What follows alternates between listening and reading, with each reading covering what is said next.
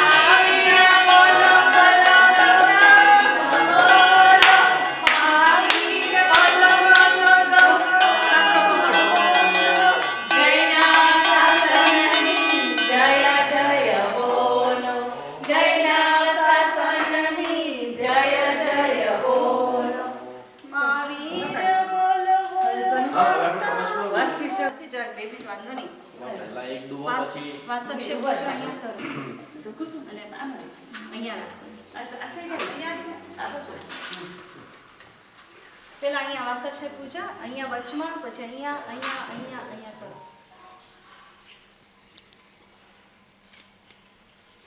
અત્યારે દેરાસરમાં થોડોક છે કે નહીં? છે અહીંયા ઘરે છે બરોબર. વાસક્ષ છે ને તો પૂરો લઈ લે. પેલો આખું પેક છે 1 કિલો લઈ લેજો પછી બાબા તમે કહ્યું? હા.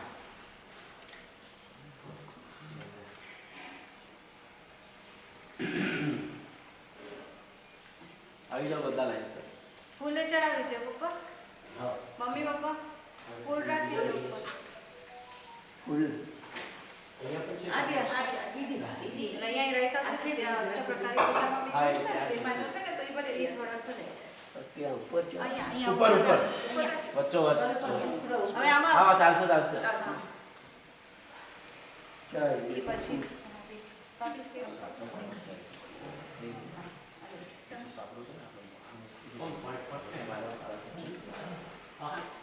હવે પેલા કરી લે માથે કરી કર જો વાસક્ષ પૂજા અહીંયા કર મને અહીંયા કઈ પૂજા ક્યાં છે કયો તો કેવલ જ્ઞાન મતિ જ્ઞાન શ્રુતિ જ્ઞાન એ તો વચ્ચે જ કરો. એવું નથી મતિજ્ઞાન ના જ્ઞાન પૂજા તો બધી અલગ. એ આપણે દુહો બોલશું ને જે હમણાં ત્યાં પૂજા કરશું ને ત્યારે અષ્ટાવકારી પૂજા અલગ. પણ એમાં આવી રીતે અલગ અલગ ના આવે. મતિજ્ઞાન શુદ્ધ જ્ઞાન એ બધું એક જ જગ્યાએ આવે. દુહો ખાલી અલગ અલગ આવે.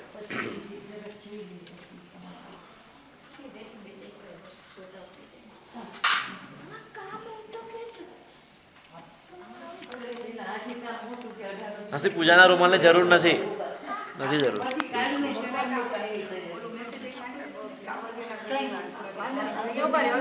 ચાલો ભાગ્યશાળી બધા આવો કલ્પસૂત્ર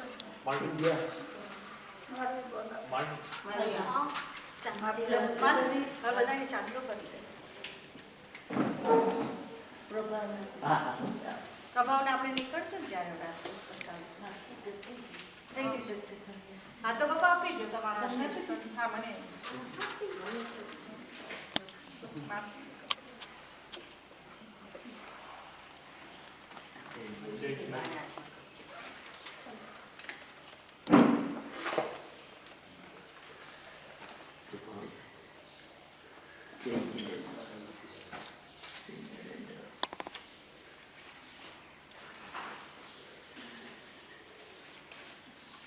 આવો બધા. થેન્ક યુ બધા શોર્ટ ટાઈમ નોટિસ પર પણ બધા આવી હાજરી. તમારો બધાનો ખૂબ ખૂબ આભાર. અને સંઘે અમને રજા આપી કલ્પસૂત્ર ઘરે લઈ આવવાની એ માટે સંઘનો પણ ખૂબ ખૂબ આભાર.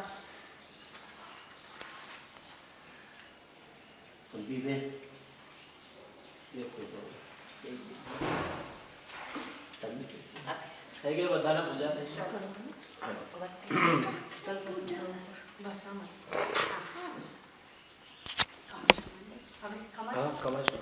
અત્યારે 5 ખમાસણ ના એ ત્યાં પૂજા કરશે બધાએ લાભ લઈ લીધો. બધા વાસક હવે તમે કરાવો શું કરો? ઈચ્છામી કમા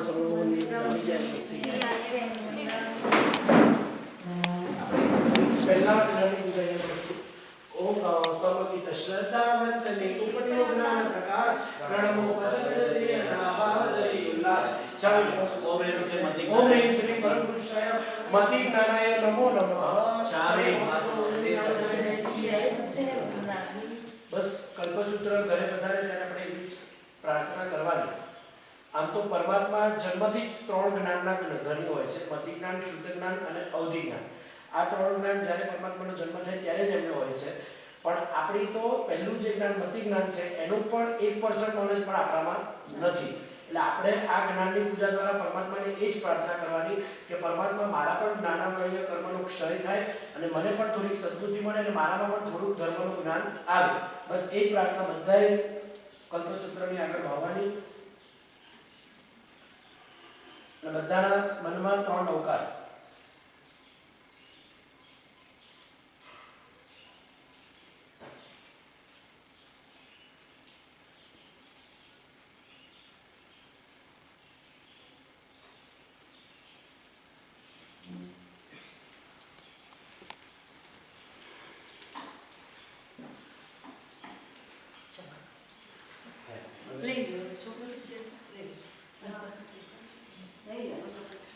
માથે જ લેજો.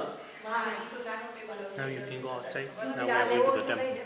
માતા તું છે પિતા છે તું છે તારણહાર હે વીર મહાવીર હે વીર મહાવીર જગમાં સાચો તારું નામ હે વીર મહાવીર.